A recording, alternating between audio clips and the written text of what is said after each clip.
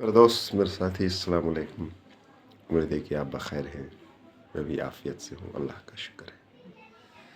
वही हुआ जिसका डर था। जन स्वराज ने इंडिया गठबंधन की पटना में नहीं बिहार में खटिया खड़ी कर दी। 4 सीट पे बाईपोल इलेक्शन था, उपचुनाव था। जन स्वराज ने अपने कैंडिडेट खड़ा किया और मैंने कहा था कि जिस तरह से आप असदुद्दीन ओवैसी साहब को बदनाम करते हो कि भाजपा की बी टीम है, उस और जन स्वराज जब आया और जन स्वराज ने मुसलमानों की बात की, मुसलमानों के मदद की बात की और मुसलमानों के हिस्से की बात की, तो तमाम मुसलमानों ने, चंद लोगों ने तो अपना खुदा मान लिया, चंद लोगों ने उसको अपना मसीहा मान लिया और बिहार का नया सूरज मान लिया, निकलता हुआ सूरज मान लिया और कहा बिहार के अंदर जन स्वराज की ही बारी है, अब की बारी जन स्वराज की। और इलेक्शन हुए। बेलागंज में अमजद को खड़ा किया, फ़लाँ जगह फ़लाँ को खड़ा किया, फ़लाँ जगह फ़लाँ को खड़ा किया। वहीं से मुसलमान कैंडिडेट दिए जहां मुसलमान के पॉपुलेशन थे और 20,000 25,000 का वोट था। हर वोट फंस सकता था और सारा का सारा वोट भाजपा और जदयू को चला गया और मुसलमान अपनी कामयाबी का ढिंढोरा फिर से पीटने को तैयार हुआ कि इस बार जन स्वराज आया है, अगली बार स्वराज माजदा आएगा और फिर हमारा मसीहा आएगा और हम जीत जाएंगे। पता नहीं क्यों मुसलमान खुद चंद अहबाब को लेकर, भी आरसीपी सिंह अलग हुए हैं भाजपा से, उनको लेकर या और लोगों को लेकर अपनी पार्टी का ऐलान क्यों नहीं करते हैं।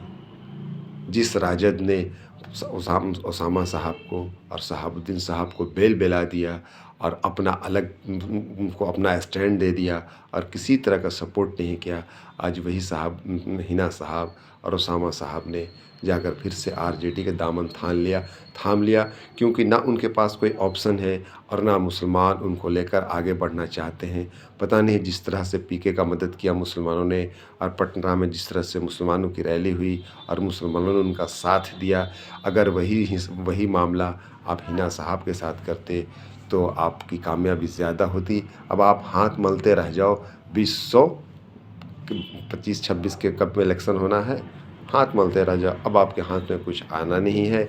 वही हाल झारखंड का हुआ और वही हाल महाराष्ट्र का हुआ। भाजपा ने वहाँ पर एक नई पॉलिसी अख्तियार की है कि किसी एक छोटे से स्टेट को में अपनी हार कबूल कर लेनी है और किसी बड़े स्टेट पर पूरा तरीके से पंजा गाड़ देना है, पूरे तरीके से उसको जीत जाना है। झारखंड को उसने कुर्बान किया और झारखंड में अपने आप को बैकफुट पर रखा कि हंगामा नहीं हो और महाराष्ट्र के अंदर 70% सीट लाकर अपनी सरकार बना ली। अब यही होगा। जम्मू में वही हुआ। जम्मू में उसने इंडिया गठबंधन को दे दिया और हरियाणा की पूरी सीट उसने अख्तियार कर ली। जीती हुई बाजी हरियाणा की चली गई, महाराष्ट्र में जीता हुआ बाजी चला गया। मीम का कैंडिडेट एक आदमी पर टिक गया, एक आदमी मीम के कैंडिडेट जीते। असदुद्दीन ओवैसी साहब के कैंडिडेट एक कैंडिडेट जीता।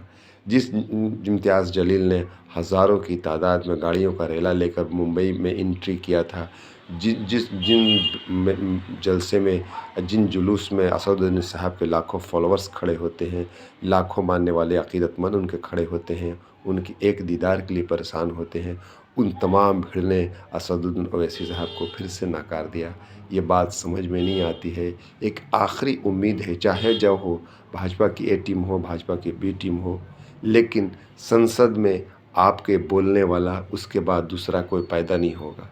संभल के एक्सीडेंट ने और संभल के हालात ने हिफ्ज़ुर रहमान बर्क को थाने के कटघरे में खड़ा करने का पूरा प्लान कर लिया है।